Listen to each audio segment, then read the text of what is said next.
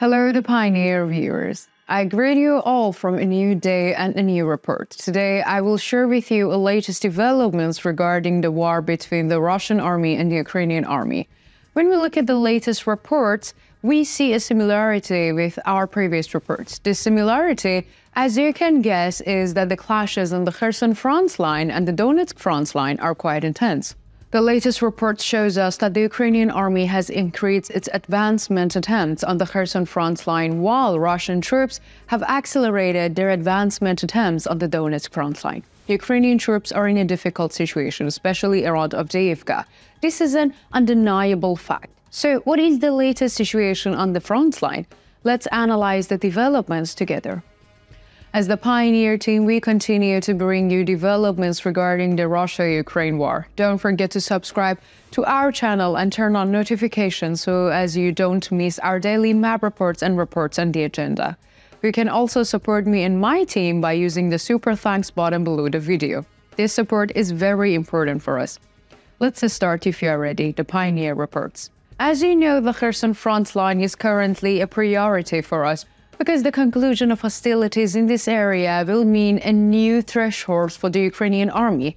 If Ukrainian troops are able to advance on the Kherson front line, both the Crimean Peninsula and the Zaporizhian front line will more easily come under the control of the Ukrainian army. When we look at the latest situation in the region, we see that the Ukrainian army is again on the offensive near Poima, Avdiivka, and the direction of Krinky. However, we did not see progress in these attacks, that is, in today's attacks. The bridgehead in the region is of great importance for the future of the Russian army in the region. The Ukrainian army still holds this bridgehead. Russian troops are making an extraordinary effort to clear this bridgehead.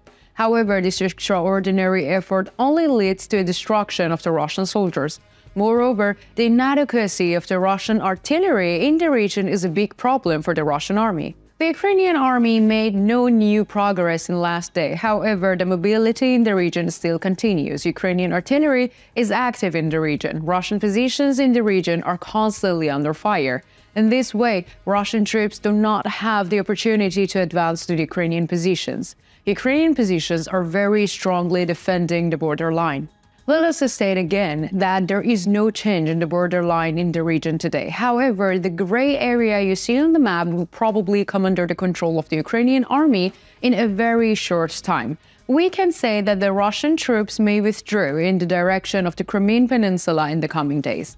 Let's talk about the artillery activity in the region. According to the latest reports, Russian artillery units were active in the only two areas. Ukrainian positions in Kherson, Tygninka were hit by the Russian artillery. In contrast, Ukrainian artillery units targeted Russian armed forces positions in Olapritska, Karashianka, Alyoshki, Podstepsnoye, Kodasov, Cossack camps, Krasnogorovka, and Nepriai. Now let's continue by analyzing the latest developments in the Rovodny sector of the Zaporizhia front line. We have already mentioned this in our previous reports. It was on this front line that the Ukrainian army achieved its more important successes during the counteroffensive. Ukrainian troops are maintaining their dominance inside the Russian positions, which they have penetrated deep into. The Verbov direction is particularly important here. Ukrainian troops have been attacking Russian troops in the direction of Verbov in recent days.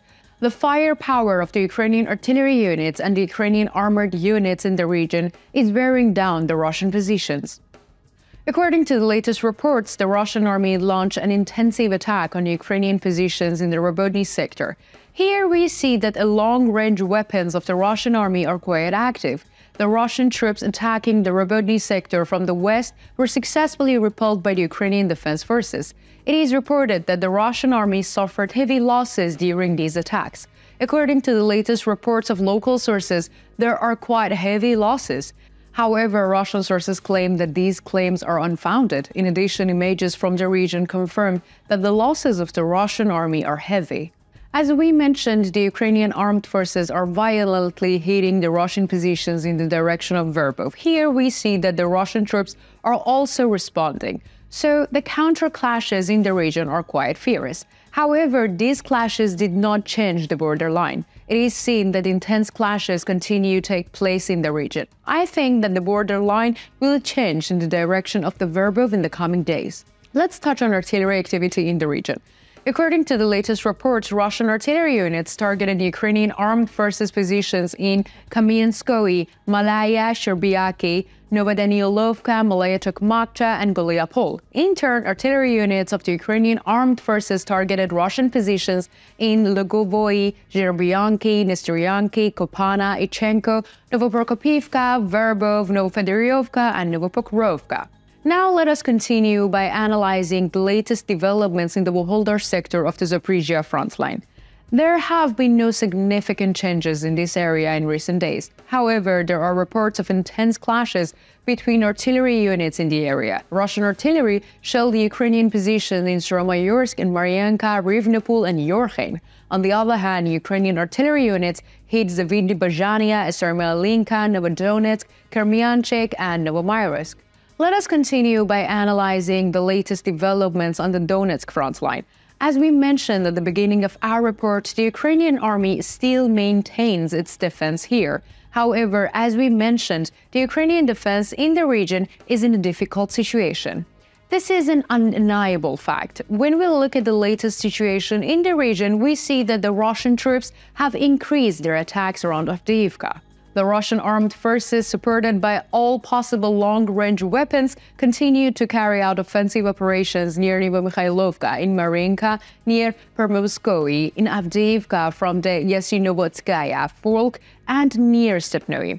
In the direction of Avdiivka and Stepnoe, Russian troops are making tactical progress. However, there is also the following situation. The meat offensive of the Russian army will end in the coming days. This meat offensive, as you know, greatly depletes Russian reserves. The Ukrainian army needs to resist a little more strongly. If they manage to resist a little longer, Russian reserves will be exhausted. This could allow the Ukrainian army to continue the defense.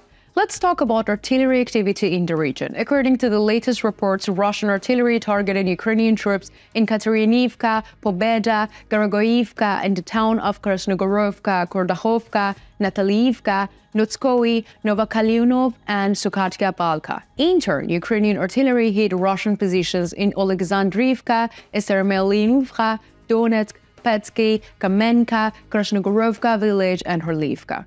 What do you think? Do you think the Ukrainian army will be able to advance on the Kherson front line? How do you assess the Ukrainian army's offensive in the region? What do you think about the advance of the Russian army on the Donetsk? Do you think the Ukrainian defense will be able to resist? Let me know in the comments. I read and care about all your comments.